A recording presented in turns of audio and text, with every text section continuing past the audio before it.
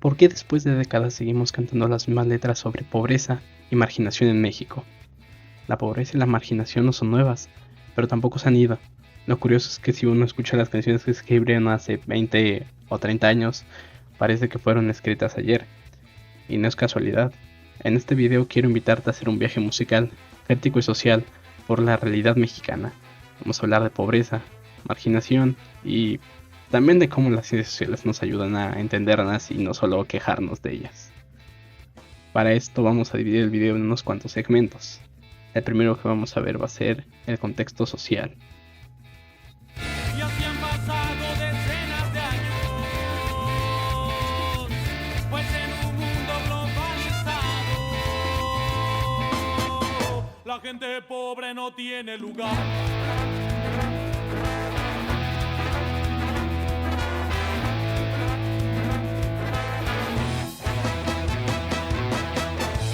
Pero, ¿qué hay detrás de esas letras? ¿Por qué resuenan tanto con nuestra realidad? En México, según datos del Coneval, más del 36% de la población vive en situación de pobreza y más del 7% en pobreza extrema.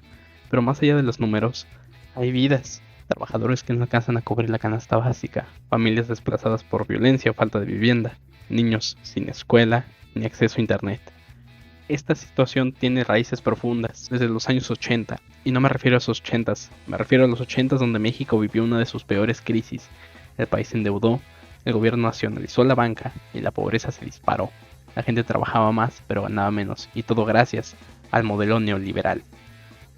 El salario mínimo perdió más del 70% de su valor real entre 1980 y los 2000, y aunque ha habido ajustes recientes, aún está lejos de cubrir las necesidades básicas de muchas familias.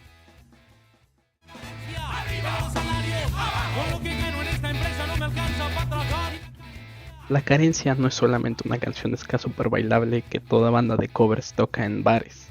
También es una crónica brutal de lo cotidiano. Nos habla del trabajador que se levanta, se sube a su transporte para ir al trabajo, ve pasar la ciudad y aún después de 8 horas de trabajar arduamente, su salario no le alcanza ni siquiera para comer.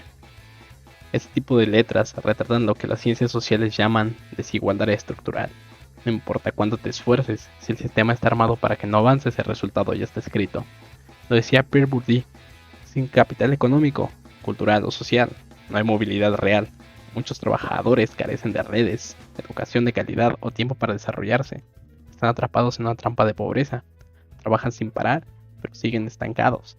Y encima, los culpables terminan siendo ellos, y no el sistema. Musicalmente, la cadencia combina ese ritmo de ska tan pegajoso con una letra muy dura, creando un contraste que hace que el mensaje pegue más fuerte.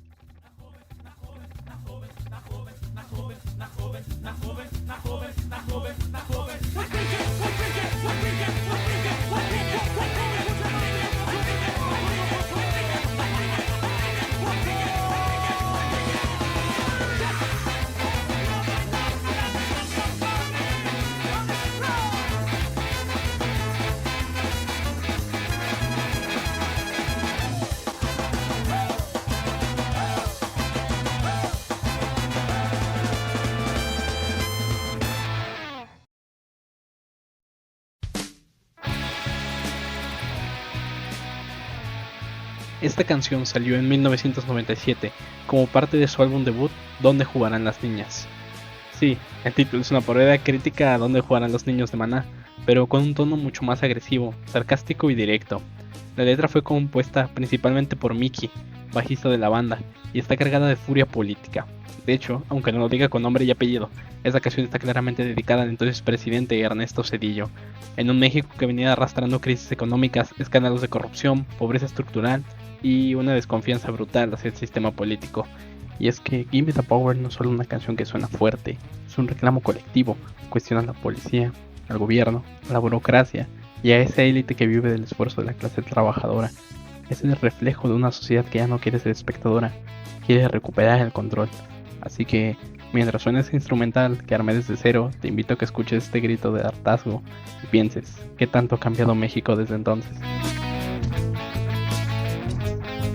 Porque fuimos potencia mundial, somos pobres, nos manejan mal. Molotov no está diciendo algo nuevo, pero lo dice con rabia, y esa rabia también es conocimiento social, porque cuando esa canción logra que miles se identifiquen, está hablando desde una verdad compartida. Recordando, la canción salió en 1997, cuando el PRI era muy fuerte, y también llevaban décadas peleándose contra la corrupción, y aunque han pasado más de 25 años, el mensaje sigue vigente. Según Transparencia Internacional, México sigue entre los países más corruptos de América Latina. Las ciencias sociales llaman a esto una oligarquía de facto. Aunque haya democracia formal, el poder real sigue concentrado. Las élites políticas y económicas se reciclan y se protegen, y cuando eso pasa, la música se vuelve memoria, pero también resistencia. Y la agresividad sonora y la energía de Molotov en esta canción refuerzan ese sentimiento de rabia y descontento que conecta con una generación entera. Si nos pintan como unos huevones, no lo somos. ¡Viva México, cabrones! Que se sienta el power mexicano, que se sienta todos juntos como hermanos, porque somos más, jalamos más parejo, porque están siguiendo a una bola de pendejos que nos llevan por donde les conviene. Y es nuestro sudor lo que nos mantiene comiendo pan caliente. Es el pan de nuestra gente. También es importante hablar de la delincuencia organizada como consecuencia de todo esto. Cuando el sistema excluye, cuando hay pobreza y no hay futuro, la delincuencia organizada se convierte en opción para muchos. Las ciencias sociales nos advierten que la violencia no surge del aire, es efecto directo de una estructura fallida. Zonas con alta pobreza, desempleo juvenil y falta de oportunidades coinciden con alta presencia del crimen. Según el INEGI y el Observatorio Nacional Ciudadano, los municipios más violentos también tienen graves carencias sociales. Palabras del sociólogo Loic Bacuan, estamos ante una gestión neoliberal de la miseria, donde el Estado abandona lo social y luego criminaliza a los pobres. Y como decía Bauman, en sociedades que excluyen, la violencia se vuelve forma de pertenencia.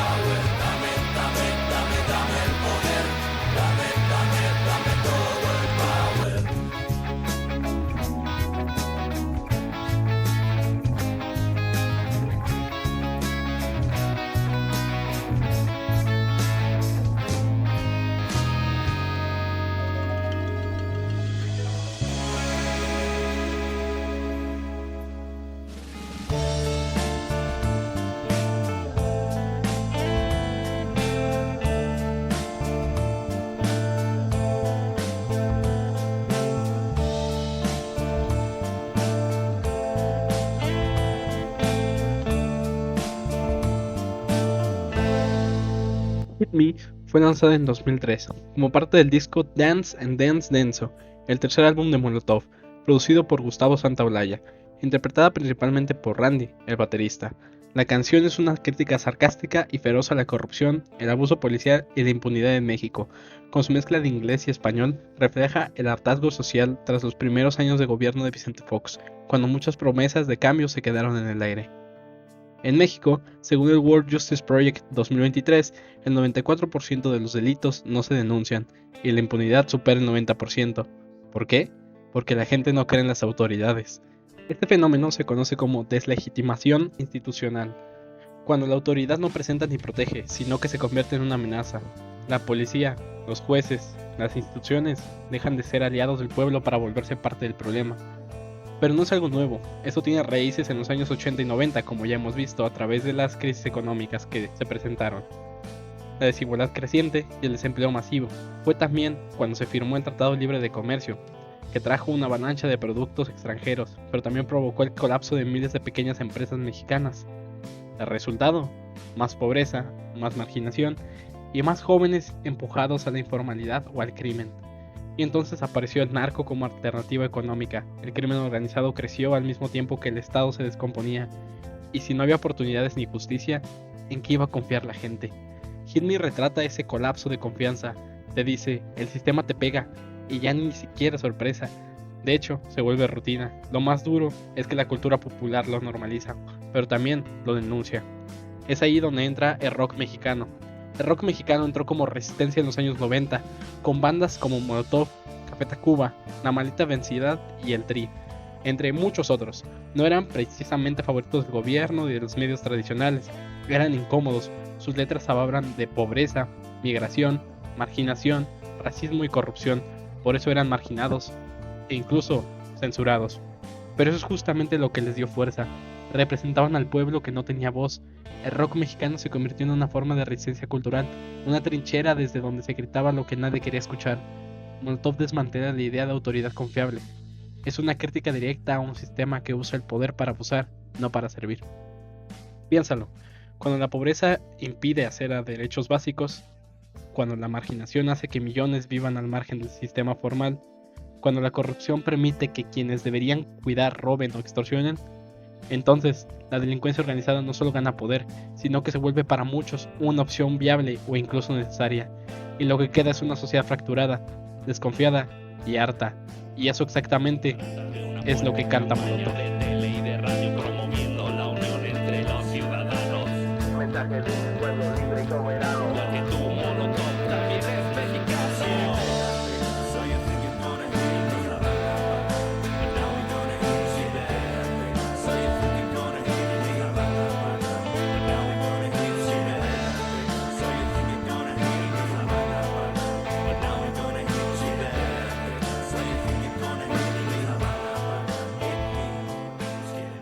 Estas canciones siguen vigentes y las seguimos cantando porque nuestras condiciones siguen igual.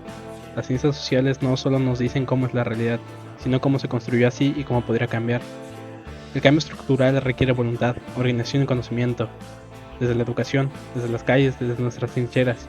Lo importante es no normalizar, no acostumbrarnos, no rendirnos. Como dice Galeano, mucha gente pequeña en lugares pequeños, haciendo cosas pequeñas, puede cambiar el mundo.